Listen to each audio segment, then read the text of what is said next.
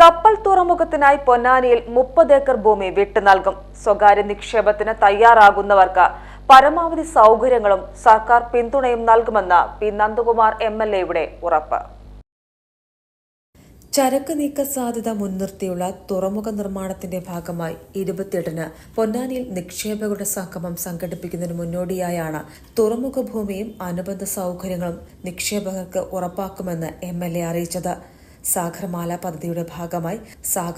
പദ്ധതിയുടെ ഭാഗമായി പദ്ധതിയിലേക്ക് തുക ലഭ്യമാക്കിക്കൊണ്ട് നിക്ഷേപകർക്ക് ആവശ്യമായ പിന്തുണ നൽകുവാനും സർക്കാർ ഒരുക്കമാണെന്നും MLA പറഞ്ഞു. നിക്ഷേപക സംഗമത്തിൽ രാജ്യത്തിന്റെ വിവിധ ഭാഗങ്ങളിലെ നിക്ഷേപകരും ലക്ഷദ്വീപ് അഡ്മിനിസ്ട്രേഷൻ പ്രതിനിധികളും പങ്കെടുക്കുമെന്ന് P Nandakumar MLA, maritime board deputy director captain Ashwini Pratap എന്നിവർ അറിയിച്ചു.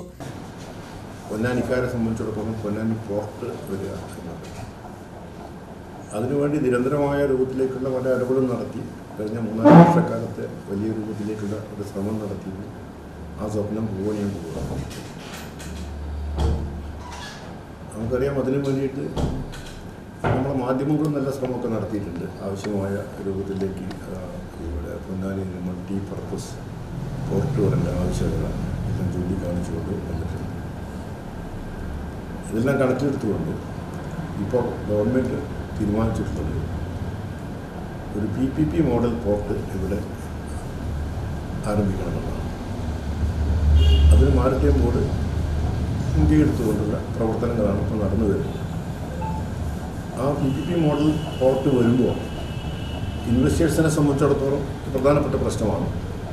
അപ്പോൾ ആ ഇൻവെസ്റ്റേഴ്സിൻ്റെ ഒരു മീറ്റ് ഇവിടെ വെച്ചിട്ടുണ്ട്. ഈ വരുന്ന 28 ഫെബ്രുവരി 28 പൊന്നാനി വെച്ച്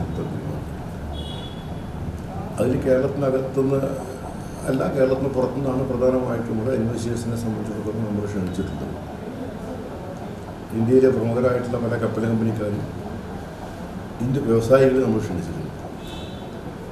ഈ പോർട്ട് വന്നു കഴിഞ്ഞാൽ അതിൻ്റെ ഗുണഭോക്താക്കളായി പോകുന്നത് പ്രധാനമായിട്ടും വ്യാപാരികളുമായിട്ടുള്ള ആൾക്കാർക്കാണ്. അതോടൊപ്പം തന്നെ മൾട്ടി പർപ്പസ് ആകുമ്പോൾ യാത്രാ സൗകര്യം ഉണ്ടാകുമ്പോൾ അതിനുള്ള സൗകര്യം യാത്രക്കാരി ഉണ്ടാവും. പക്ഷേ ഒരു വ്യവസായത്തിന് ലാഭകരമായി പോകണമെങ്കിൽ നല്ല രൂപത്തിലേക്കുള്ള കാർഗോ വന്നാൽ മാത്രമേ ഇത് ലാഭകരമായി പോകുന്നത്. അപ്പോൾ അത്തരം ഈ വ്യവസായികളെ നമ്മൾ ഇതുമായി ബന്ധപ്പെട്ടുകൊണ്ട് ക്ഷണിച്ചിട്ടുണ്ട്.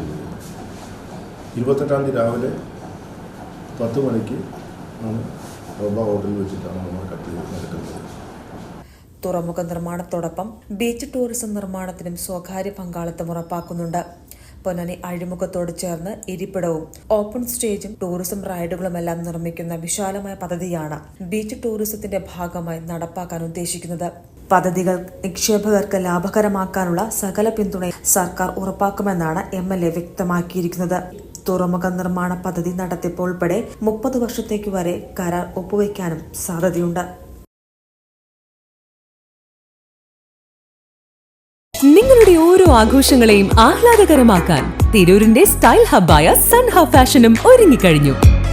വെഡിംഗ് വസ്ത്രങ്ങളിലെ പുതു ട്രെൻഡുകൾ, എത്നിക് കളക്ഷനുകൾ, മോഡസ്റ്റ് വെയറുകൾ, കിഡ്സ് കളക്ഷനുകൾ, ബ്രാൻഡഡ് ജെൻസ് വെയറുകൾ.